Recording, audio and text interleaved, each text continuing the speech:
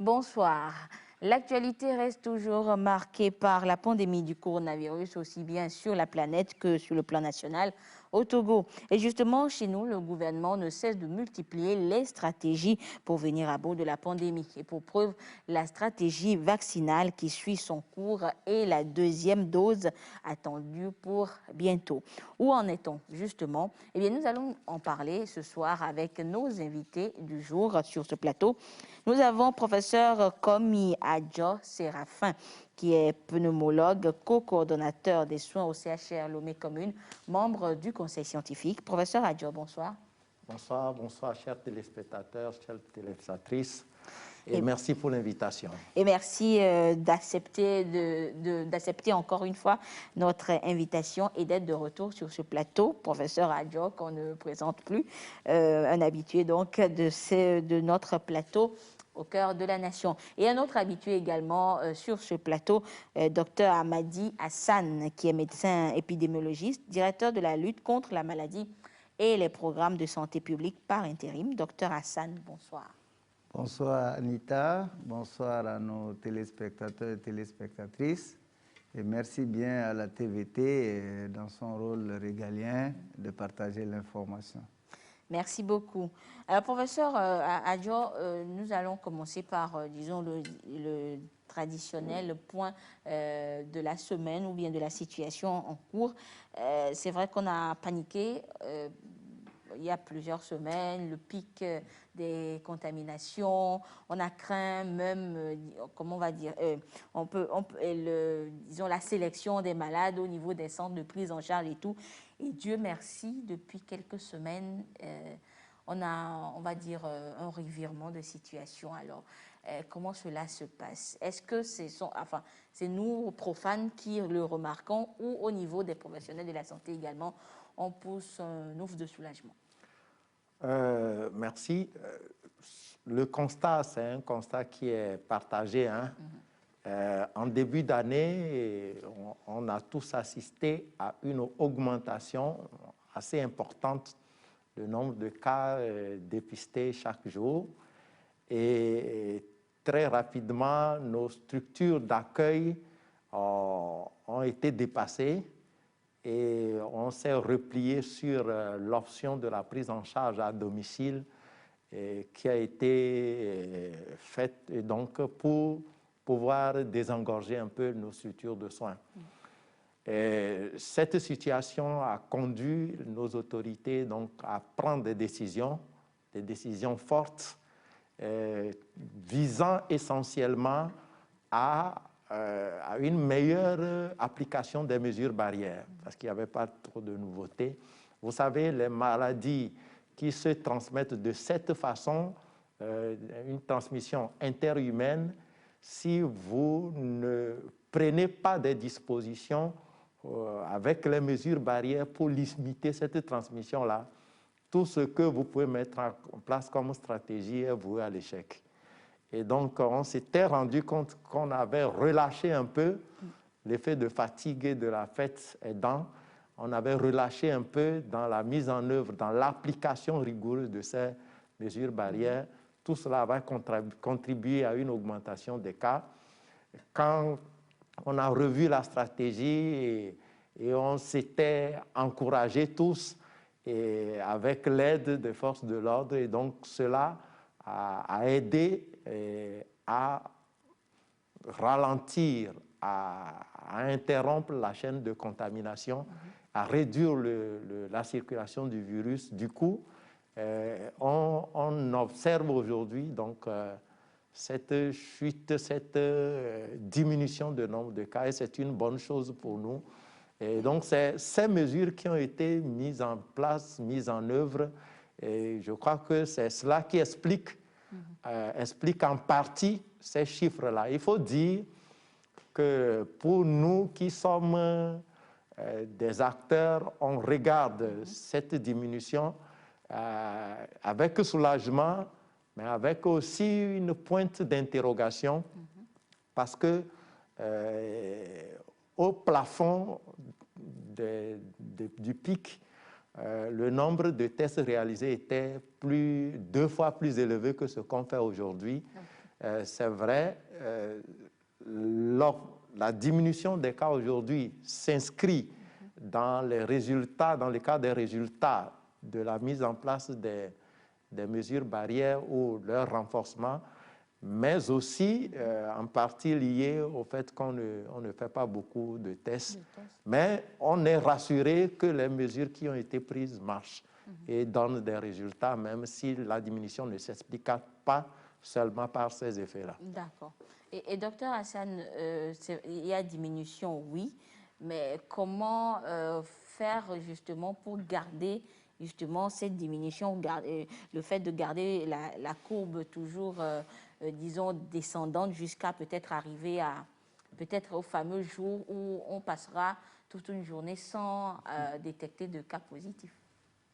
Tout à fait. C'est vrai que on constate tous qu'actuellement, le nombre de cas a beaucoup baissé. C'est vrai. Et le professeur Adjo l'a dit, aujourd'hui, avec la réactivation de la force mixte, du groupe mixte qui suit, et puis l'expérience qu'ont vécu plusieurs institutions, plusieurs services avec des clusters, et puis donc les gens ont pris conscience. L'action gouvernementale de relance du suivi et du respect des mesures barrières dans les services, etc.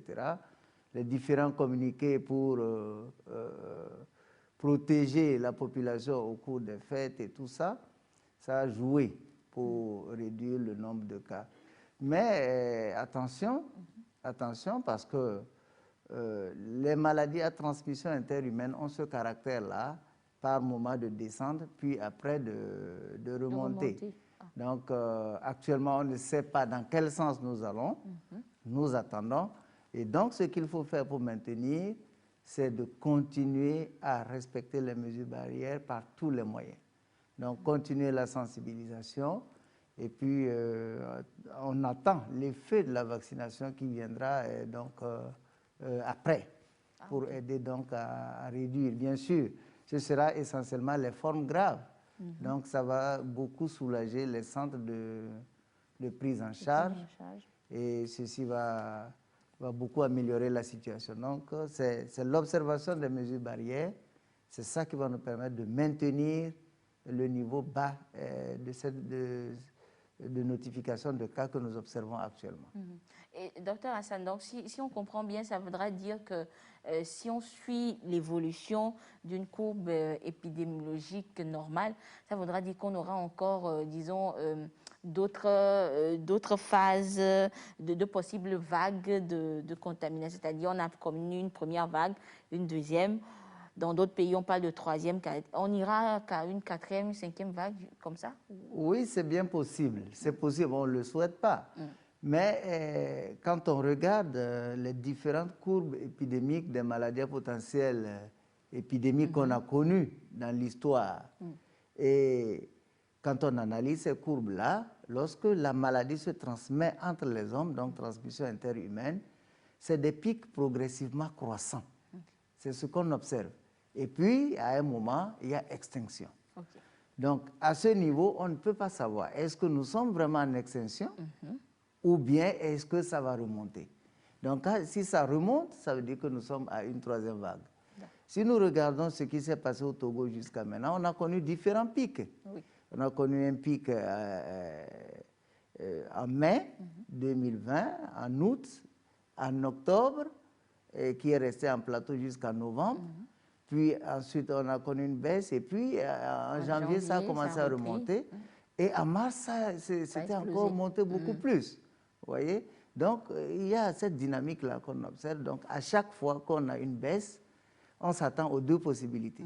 C'est-à-dire, ça peut flamber ou ça peut évoluer vers l'extinction totale. Mais globalement, dans la sous-région et dans le monde, on voit bien qu'actuellement, tout le monde est en phase descendante. Donc, attendons et on verra bien. Seulement, la seule chose, je le répète encore, c'est de respecter les mesures barrières. Sinon, on risque de flamber encore une fois. On risque d'avoir encore d'autres vagues. Alors, professeur Adjo, donc, si on comprend bien, disons, cette chute constatée au Togo, par exemple, n'est pas due à la vaccination. C'est-à-dire, on ne ressent pas encore les effets de la vaccination sur la courbe de contamination. À mon sens, non. À mon sens, non. On n'a pas... on a... La majorité, ceux qui ont été vaccinés, n'ont reçu qu'une seule dose. C'est vrai que les études ont montré qu'une seule dose donne un certain niveau de protection. Mais la proportion de population qui est vaccinée actuellement est tellement insignifiante par rapport à la population générale pour qu'on puisse parler d'effets bénéfiques de la vaccination. Pour en parler, il faut tendre vers une immunité collective et donc aller à des proportions beaucoup plus importantes que ce qu'on a aujourd'hui. C'est 20 fois plus important. Il faut plus de gens. Je ne sais plus combien on est actuellement au Togo, près de 8 millions de gens, pour parler de bénéfices réels de la vaccination. Il faut qu'on soit autour de la moitié au moins de la population. Mais ce qui est important, c'est dans les groupes cibles. Oui. C'est ça qui est important. C'est les personnes avec des comorbidités, des sujets âgés, c'est des sujets obèses, c'est ces gens-là qui vont faire les formes graves et qui vont venir à l'hôpital. Si on peut déjà couvrir ces personnes-là, eh bien, on aurait fait un bon travail. D'accord. Voilà. Et professeur, justement, durant cette semaine, parlant de la pandémie à coronavirus, des experts de l'Organisation mondiale de la santé évoquaient justement le fait qu'on aurait pu circonscrire le mal très rapidement si on s'était levé tôt. Vous avez appris également cette information. Est-ce que c'est vrai? On aurait pu éviter, disons, la catastrophe qu'on vit aujourd'hui? Oui, le problème, c'est que quand ça se passe ailleurs, on pense que ça restera là-bas et ça n'arrivera qu'aux autres. Et sinon, ce problème qui a commencé en Chine, si tout le monde s'était mobilisé, tous les experts ont prêté main forte à la Chine, peut-être qu'on n'en serait pas là. Et même quand l'expansion a commencé, chacun tirait le drap de son côté, espérant qu'il va se couvrir suffisamment, laissant l'autre à nu. Mais on est dans un petit monde aujourd'hui et dès qu'il y a un problème à l'autre bout, facilement on est touché. Et donc c'est en fait cette solidarité mondiale qui a manqué, solidarité sur tous les plans, qui a manqué, et c'est ça qui explique... Et c'est pour cela que je suis d'accord par rapport à leur analyse.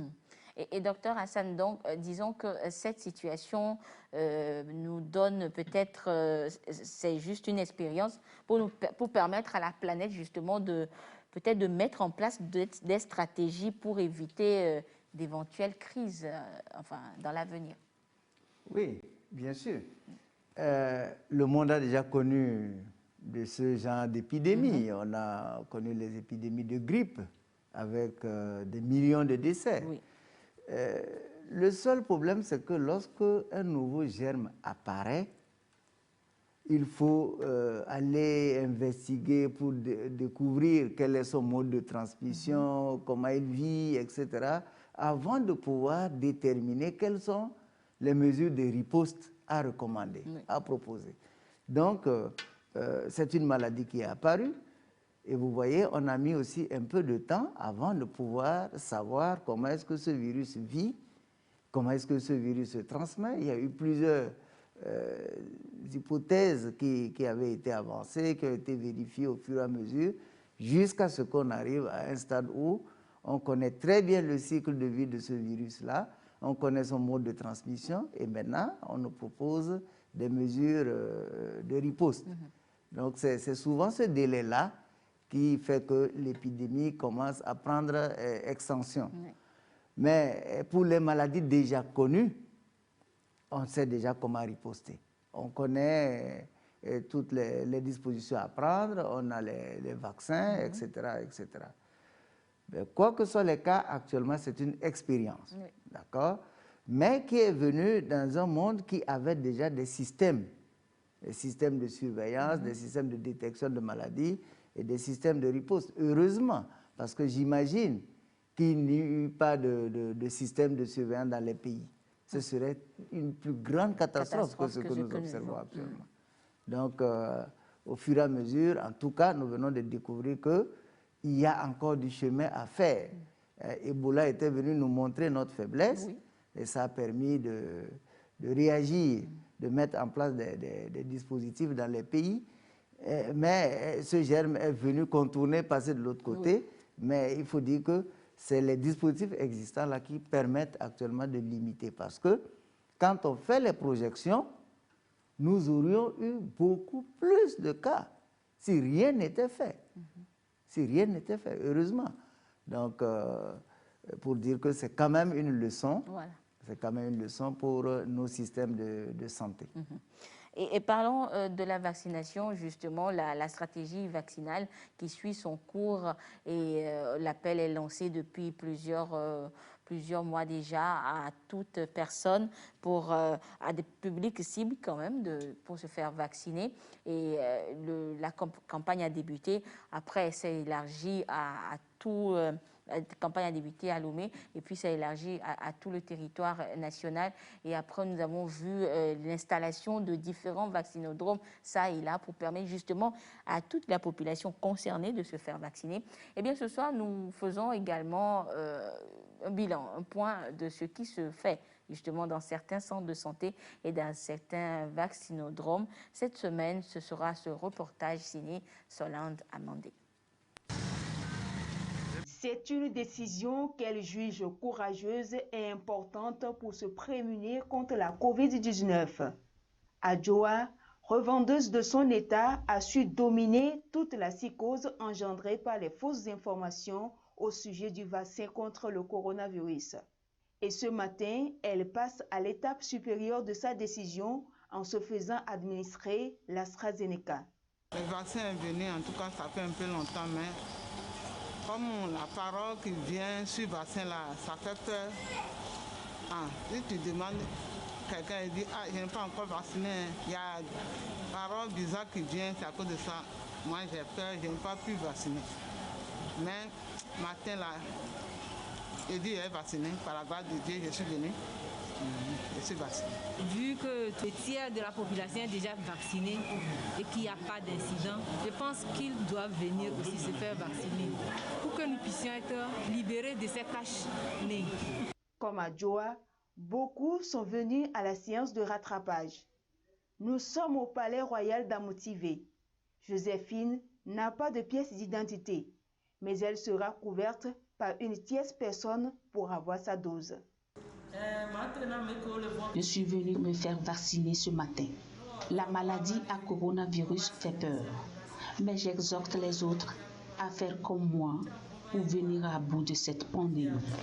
Si je me suis fait vacciner, c'est pour moi-même, c'est pour mon propre intérêt et pour l'intérêt de ma famille et tous ceux qui m'entourent. J'exhorte ceux qui traînent les pas à venir se faire vacciner. Constat fait ici au stade de Difa Kota et au centre médico-social de Baie. Nous voulons rappeler à tout le monde que la vaccination, ce n'est pas la mort qu'on nous a amené, mais plutôt la vie. Nous faisons appel aux autres de venir faire leur vaccination. Ça se passe très bien dans notre centre ici. Les gens adhèrent à cette vaccination. Ceux-là qui sont venus se faire vacciner, ils sont toujours là en bonne santé. Ils ne manifestent pas les effets que les réseaux sociaux ont relayés. Et donc, c'est de les inviter à venir également prendre leur dose de vaccin pour se protéger définitivement contre cette pandémie. Le gouvernement veut atteindre à travers cette campagne de vaccination une immunité de 60% de la population. Les personnes déjà vaccinées devront prendre leur deuxième dose dans les prochains jours. Et avant d'évoquer justement ces deuxièmes doses et qui sont qui sont annoncés pour très bientôt. Docteur Hassan, dites-nous, aujourd'hui, si nous faisons le bilan, quelle est la situation sur le terrain par rapport justement à la première dose, à la vaccination qui se poursuit? Est-ce qu'on a encore des difficultés sur le terrain? Racontez-nous un peu comment ça se passe. Oui, bon, on a démarré la vaccination. Naturellement, on a rencontré de la réticence, donc, ce qui est normal. Oui. Dans une société humaine, c'est la réticence au nouveau, oui. à quelque chose de nouveau, à un changement. C'est connu, c'est connu. Et seulement la grosse difficulté, ce qui est à la cause de tout ceci, ce sont les rumeurs, les fausses informations qui ont circulé sur les réseaux sociaux, qui incriminaient le vaccin, etc., etc. Et bien c'est ça, relayé par des gens qui n'ont pas suffisamment l'information.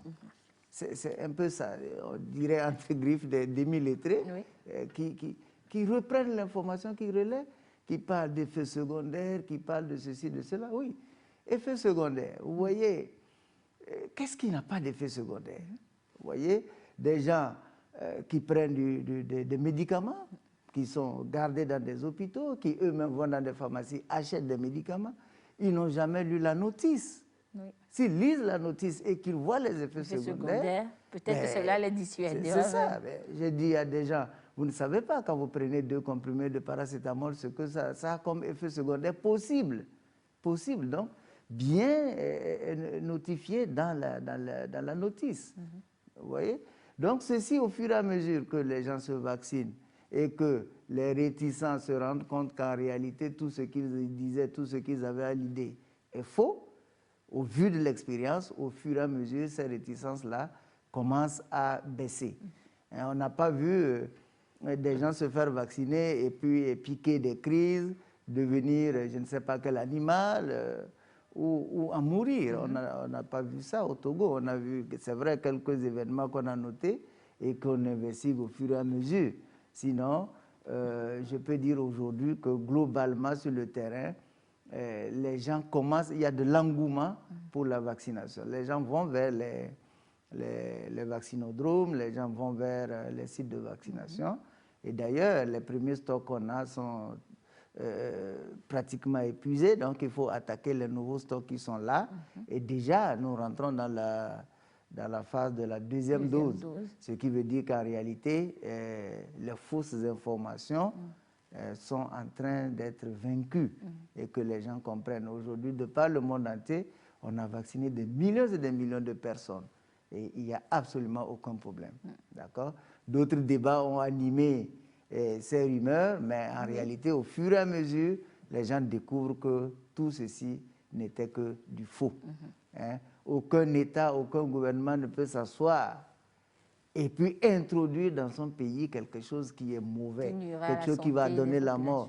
Comme celui qui a été interviewé tout à l'heure disait, on a amené le vaccin, c'est la vie qu'on nous a amené. Et non pas la mort, justement. Donc il faut que les gens fassent confiance, qu'ils sachent qu'il y a des techniciens, il y a des gens qui, jour et nuit, ne réfléchissent qu'à comment faire pour donner un bien-être à cette population-là. Et professeur Adjo, parlons justement de, disons, cette situation quelque peu satisfaisante concernant la vaccination. Il faut rappeler également que le Togo est quand même un bon élève quand il s'agit de la mise en œuvre de la stratégie vaccinale.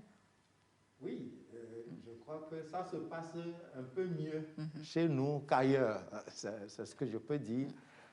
Les échos que j'ai reçus de certains pays de la sous-région, vraiment, ce qu'on vit ici comme réticence n'est pas aussi important. Alors, ceci dit, ça peut se passer mieux. Voilà. Je suis d'accord avec le docteur Hassan par rapport à un certain niveau de satisfaction. Mais ça peut se passer mieux. On peut mieux faire. On peut mieux faire. On peut mieux faire. C'est pour cela que je le rejoins sur cet appel-là. On sait, c'est l'effet d'amplification des réseaux sociaux. Hein. un petit fait qui s'est passé va circuler, va être diffusé, relayé partout, commenté, et cela amplifie ce qui est microscopique devient macroscopique, et c'est ça qui est le vrai problème. Mais nous sommes dans la réalité des faits, et comme il a dit, on remarque tous les jours que les gens se vaccinent et n'ont pas de problème. Je crois que ça contribue à rassurer au jour les gens par rapport à l'efficacité de ce vaccin. Il faut dire également que certaines voix autorisées qui ont accepté parler de cette maladie après en avoir fait l'expérience ont sûrement aussi joué à convaincre les gens que c'est une réalité qui peut frapper à tout le monde, qui peut frapper tout le monde et à tout moment. Et donc, je crois que progressivement, les réticents vont se décider pour se protéger. C'est ce qu'on attend d'eux. D'accord. Mais professeur Adjo, est-ce que c'est... bon, vous, en tant que professionnel de la santé, vous comprenez le fait qu'aujourd'hui, après, disons, toutes ces semaines-là, que plusieurs personnes se soient faites vacciner et qu'on n'ait pas remarqué d'effets alarmants, qu'il y ait toujours des réticents quand on parle de vaccins? Comprendre, c'est... Non, on est dans une société humaine. Ça va exister. Il y en a qui sont, je ne les insulte pas, qui restent sur leur position, voilà, ils sont complètement bornés. Quoi qu'on dise. Quoi qu'on dise, quelle que soit l'explication, ils ne vont pas accepter faire ce qui semble tomber sur le coup du bon sens. Vous ne pouvez pas obliger quelqu'un à boire hein, s'il ne veut pas boire. Vous pouvez que l'amener à la rivière. Il lui appartient de boire. Je crois que nous allons continuer ce travail d'information, ce qui est fait largement, et pour que chacun reçoive la vraie information, le témoignage de ceux qui vivent l'expérience, qui font l'expérience. Et on espère que cela suffira pour convaincre la majorité. Sinon, est-ce qu'on comprend? Je ne sais pas, mais on sait qu'il va y avoir toujours ces personnes. Voilà, on espère qu'ils ne le paieront pas de leur vie. C'est le risque qu'il y a dans Covid-19. Le jour où ils vont faire cette maladie-là, ils comprendront. Et voilà, on espère que ce ne sera pas trop tard. Ce ne sera pas trop tard. Peut-être ils deviendront maintenant disons, des sensibilisateurs à leur retour. S'ils s'en sortent. S'ils s'en sortent, justement. Parce qu'il y a des cas graves et malheureusement où on n'a aucune garantie de s'en sortir. D'accord. Oui, docteur Hassan. J'allais juste dire attention aux réticents parce qu'on ne sait pas les dispositions qui sont en train d'être prises au niveau mondial. Parce que là, maintenant, si un pays dit « je ne reçois pas quelqu'un qui n'est pas vacciné », qu'est-ce que vous faites si vous serez obligé de vous faire vacciner? Déjà que pour monter dans un avion aujourd'hui, il faut avoir son test négatif. Et bientôt, on parlera d'avoir son carnet de vaccination à jour. Et puis les États aussi. J'imagine mal que des gens acceptent de se faire vacciner. Donc, de rejeter la maladie, de se prévenir, de refuser d'attraper la maladie, et que d'autres individus, pour une raison ou pour une autre, refusent de se faire vacciner et fassent courir le risque de la maladie à d'autres qui ont déjà pris les dispositions pour se protéger. Ça ne marchera pas. Donc, ça veut dire qu'on risque d'arriver à un moment où on exigera justement ce vaccin-là avant de participer à quoi que ce soit. Donc, c'est pour dire qu'il faut faire vraiment attention et que les réticents réfléchissent encore une fois. Et docteur Hassan, il faut rappeler également que peut-être lorsqu'on en arrivera à ce niveau, le vaccin sera payant. Oui, on peut y arriver. On peut y arriver après avoir atteint une certaine couverture pour protéger la majorité de la population. Ben, des gens, on risquera de prendre des dispositions pareilles. Donc, il pourra arriver un moment où les États décideront qu'il faut payer. Vous voyez, donc, pour dire qu'il vaut mieux profiter de maintenant et se faire vacciner gratuitement. D'accord.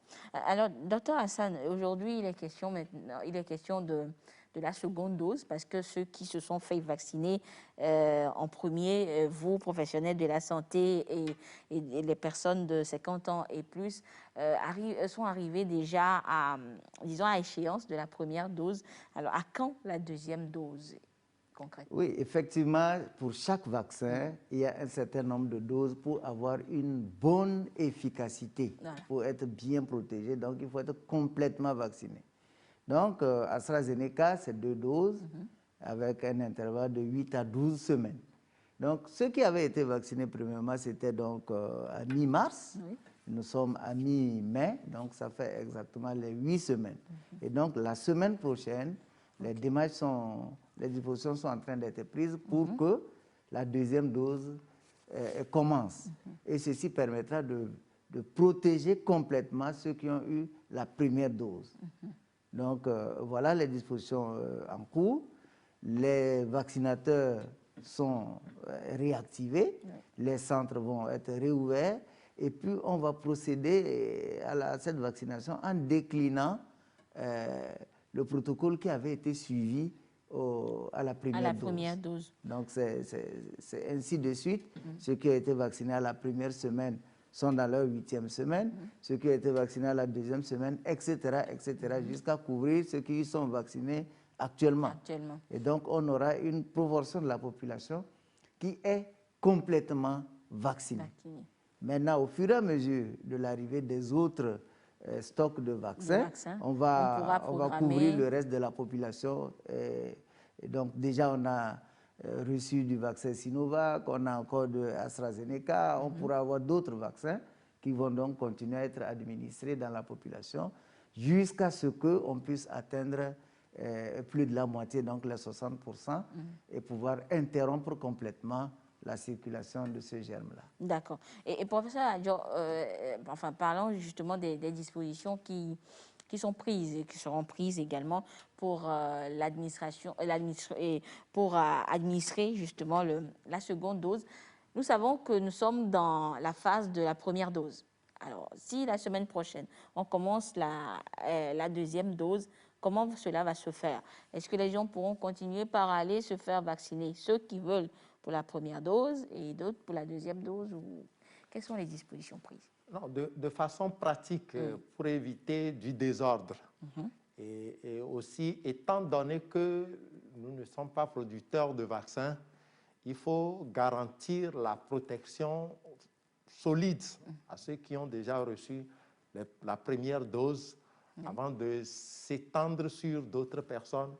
Je crois que ce qui va être fait et qui est envisagé, peut-être ça peut être changé, mais pour le moment, ce qui semble normal, c'est au moment où on va commencer le rappel, on va privilégier très fortement ceux qui ont été vaccinés, ceux qui ont reçu déjà la première dose. Voilà, et qui doivent avoir la deuxième dose. Voilà, et ça va aller progressivement. C'est quand on sera bien avancé qu'on va encore relancer à grande pompe sur les autres. Cela ne veut pas dire qu'on ferme complètement la porte à ceux qui voudront éventuellement, mais ils vont devoir patienter un peu le temps qu'on puisse satisfaire ceux qui ont déjà reçu la première dose, et puis on les satisfera aussi. D'accord. Et maintenant, professeur Adjo, ces personnes qui doivent recevoir leur seconde dose, justement, comment elles sauront? Il y a une disposition prise pour, disons, les convoquer entre griffes, les appeler à se faire vacciner. Comment je dois savoir que moi, Anita Atigakou, je dois aller me faire vacciner à tel endroit, à telle heure, enfin, à tel moment? Non, c'est les mêmes canaux, les mêmes canaux qui ont été utilisés au moment de la première dose, c'est les mêmes canaux. Ceux qui ont été vaccinés ont déjà leur carnet, un carnet où on a enregistré leur nom, ils ont tout le numéro, ils ont donc leur carnet, ils savent quand est-ce qu'ils ont été vaccinés, ils connaissent le centre où ils ont été vaccinés.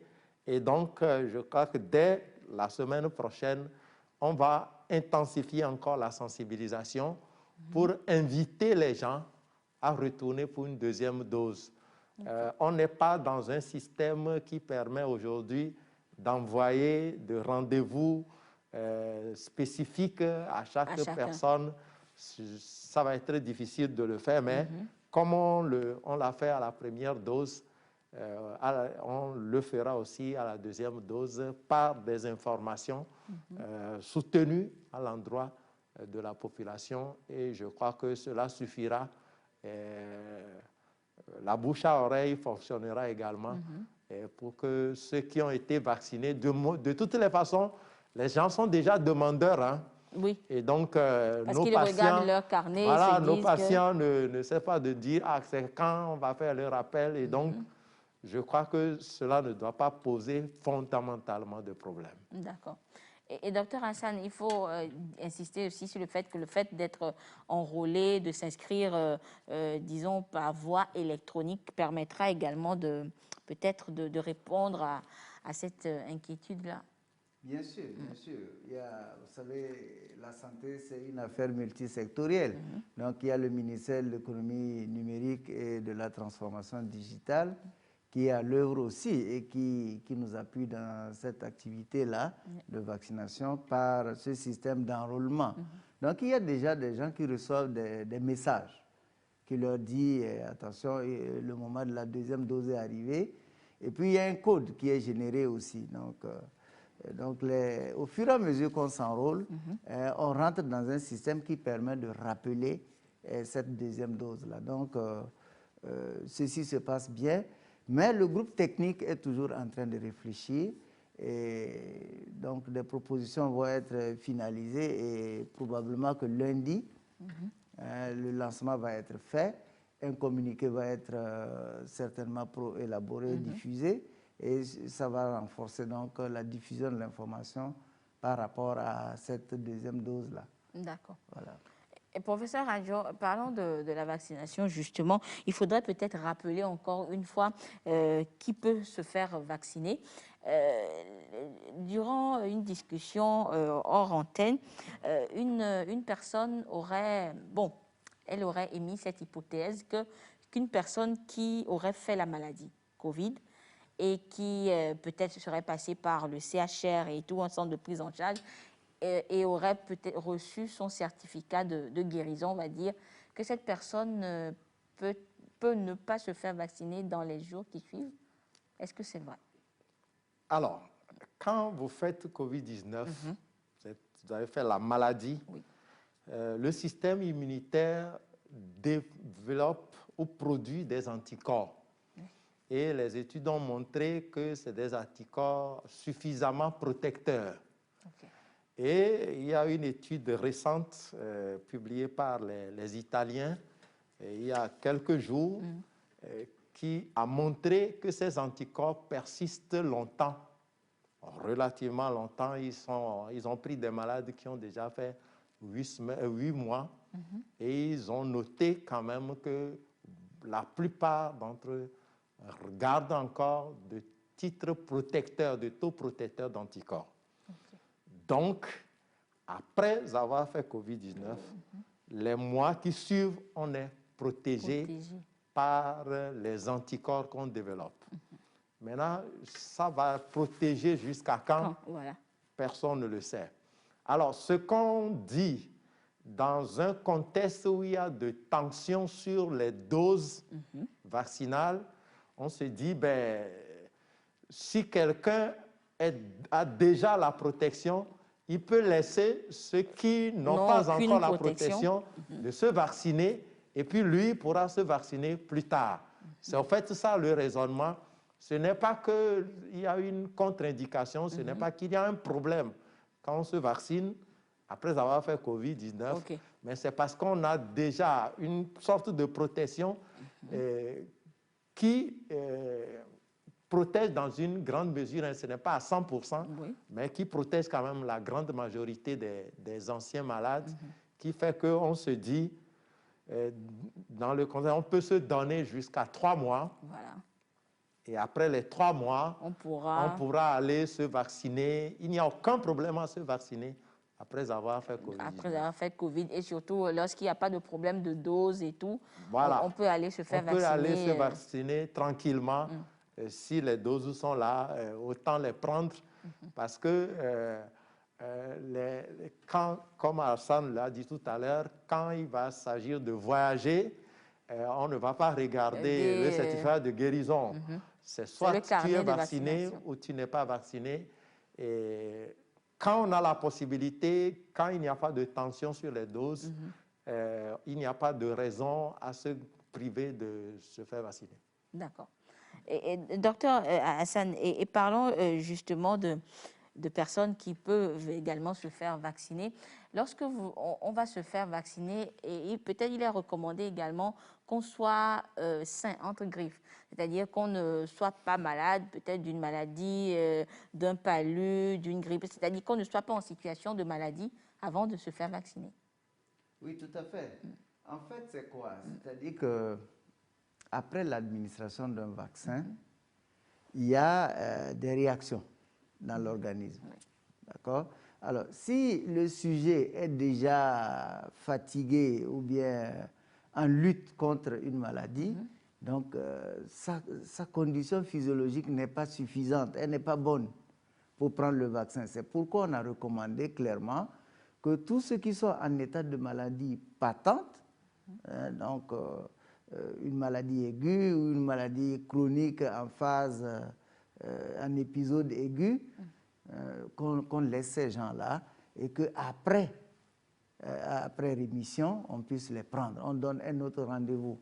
Donc visiblement, quelqu'un qui arrive à un site de vaccination, mais qui est très malade, fatigué, léthargique, une température élevée, etc., ce n'est pas la peine de lui administrer le vaccin. D'accord. Donc on attend, on gère cette situation et puis après, on reprend la personne. Donc c'est un peu ce que nous avons donc recommandé et qui est respecté actuellement sur le terrain.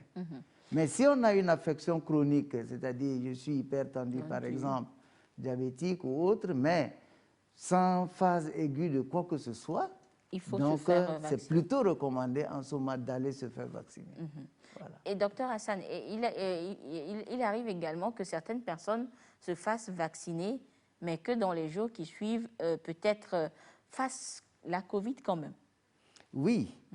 Oui, on ne sait pas à quel moment est-ce que la personne est venue se faire vacciner, c'est-à-dire en rapport avec l'infection. Voilà. Mais on peut être infecté sans faire de signes et venir se faire vacciner, il n'y a aucun problème.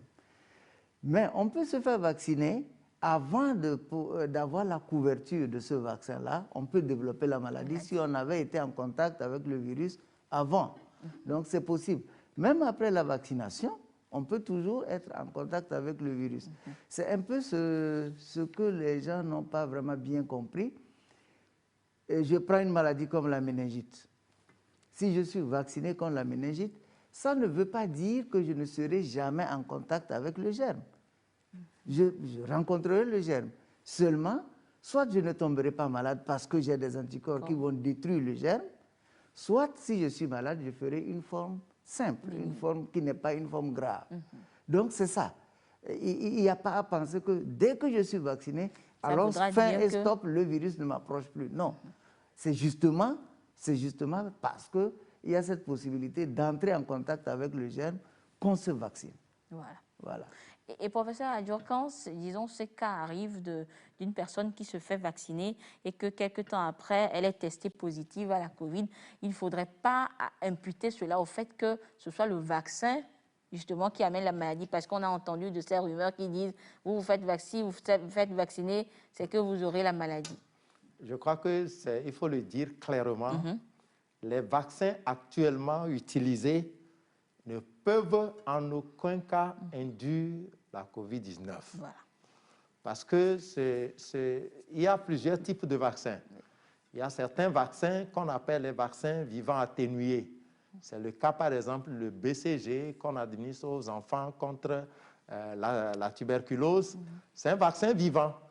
Le bacille de tuberculose est vivant, on l'a fatigué et on l'administre. Si vous administrez ce vaccin à quelqu'un, si son organisme est faible, il peut développer la maladie. C'est rare, mais ça arrive. Mais dans le cas de Covid-19, ce ne sont pas des virus complets qu'on a pris. C'est juste une petite partie du virus qui n'est pas actif, qui ne peut rien faire. Cette partie a juste la capacité d'induire une réponse au niveau de l'organisme pour produire les anticorps, mais en aucun cas pour développer la maladie. Et donc, quand on fait Covid-19 après la vaccination, ce n'est pas la vaccination qui l'a induit, c'est parce qu'on a rencontré peut-être quelques jours avant ou quelques jours après le virus qu'on a développé. C'est ce que Hassan vient de dire. D'accord. Alors, docteur Hassan, peut-être avant de terminer, rappeler un peu les dispositions à prendre pour se faire vacciner. Comment faire pour se faire vacciner aujourd'hui? Alors, donc, ce sera précisément pour la deuxième dose qui va démarrer. Alors, c'est ce que je disais tantôt. Il y aura un communiqué, mais des dispositions seront finalisées. Mais d'ores et déjà, les centres seront ouverts. Donc, les gens vont connaître leur centre. Ils savent déjà même, pour la plupart, là où ils ont été vaccinés, ils peuvent retourner dans ces centres-là. Beaucoup ont reçu des messages. Donc, avec le message, ils sont déjà orientés. Mais tout compte fait, dès qu'on on lancera cette deuxième dose-là, cette campagne pour la deuxième dose, il suffira seulement de se rendre dans un centre de santé. Seulement, ce sera organisé. Par exemple, on avait d'abord vacciné les autorités et les hautes personnalités. Après, on a vacciné les professionnels de santé. Donc, c'est ce calendrier-là qu'on va dérouler au fur et à mesure et on va informer la population pour que les gens connaissent leur tour et puis où aller effectivement se faire vacciner. Donc, des dispositions seront donc données pour permettre à tout le monde de pouvoir se rendre dans son centre. Et je crois bien que cette deuxième dose va aller même plus vite que la première. Parce qu'on a déjà de l'expérience et ceux qui ont été vaccinés, qui n'ont rien eu, sont convaincus qu'en réalité, il n'y a rien et puis ils vont y aller très rapidement. Et professeur Adjo, si par exemple quelqu'un s'est fait vacciner au centre de santé d'Adidogo, mais par exemple, et il arrive que peut-être pour des raisons diverses, cette personne se retrouve dans un autre quartier ou dans une autre circonscription, elle pourra également aller prendre sa deuxième dose dans un autre centre? L'idéal, c'est de se vacciner là-haut. Au même endroit. Au même endroit. Ça facilite les comptes, ça facilite les vérifications, parce que ça, c'est sûr, c'est vrai qu'on a une base de données électronique. Mais l'idéal, c'est de le faire là où on l'avait fait. Maintenant, pour une raison, une autre, et pour raison de force majeure, la personne se retrouve à Kara pendant la période-là. Je crois qu'il y a une possibilité de se faire la deuxième dose, encore que tout en présentant son carnet, et je crois que c'est possible. D'accord. Alors, merci beaucoup, chers invités, d'être passés sur ce plateau. On se prépare donc pour la deuxième dose du vaccin qui va débuter très, très rapidement. Et on lance encore un appel à tous ceux qui ne se sont pas encore fait vacciner à le faire, parce que seule la vaccination combinée justement au respect des mesures barrières nous évitera la maladie. Mais avant de vous laisser repartir, chers invités, nous allons recueillir vos derniers conseils à l'endroit des populations, vos appels à l'endroit des populations justement dans le cadre de la lutte contre cette pandémie. Docteur Hassan, nous allons commencer avec vous, votre mot à l'endroit des téléspectateurs ce soir. Merci bien. Merci à la TVT. Je voudrais tout simplement dire que nous n'avons que deux choses à faire. Respecter les mesures barrières. Ceci est très, très, très, très important. Et puis, aller se faire vacciner. À chaque fois qu'on annonce la vaccination, il faut que les gens arrêtent de discuter, de discutailler, on dirait, sur des sujets superflus, mais plutôt d'aller se faire vacciner. Car on ne pourrait jamais donner ce qui est mauvais à la population. Mais bien au contraire, nous luttons plutôt pour le bien-être de la population. D'accord. Voilà. Merci beaucoup, docteur Amadi Hassan, je rappelle donc qui est médecin épidémiologiste, directeur de la lutte contre la maladie et des programmes de santé publique par intérim. Professeur Adio, nous terminons avec vous, votre mot à l'endroit des populations. Je crois que ce que le docteur Hassan vient de dire, c'est exactement ce qu'il faut retenir. Ouais. Aujourd'hui, on assiste à une nette diminution des cas, mais il ne faut jamais en déduire la fin de la pandémie. Ce serait une erreur. Une explosion des cas, une nouvelle vague peut reprendre à tout moment. Et donc, pour ces raisons, il est fondamental de continuer par appliquer rigoureusement les mesures barrières. Et la deuxième chose, et qu'il a aussi dit, c'est d'aller se faire vacciner. Ces deux mesures combinées nous assurent la sécurité et nous mettent à l'abri de tous les effets, de tous les drames, de tout ce qu'on a vécu de négatif par rapport à ce virus. D'accord. Merci beaucoup, professeur Adio, professeur commissaire Séraphin Adio, qui est pneumologue, co-coordonnateur des soins au CHR Lomé commune et membre du conseil scientifique. Merci à vous, chers invités, d'être passés sur ce plateau. Merci à vous, téléspectateurs, de nous avoir suivis. Vous avez compris une fois encore l'importance de la vaccination. La vaccination, oui, le respect des mesures barrières également pour éviter la maladie. C'est vrai, les chiffres diminuent certes, mais la vigilance reste de mise pour venir à bout donc de la maladie. Merci de votre fidélité à la télévision togolaise. L'autre rendez-vous, c'est vendredi prochain. Bonsoir.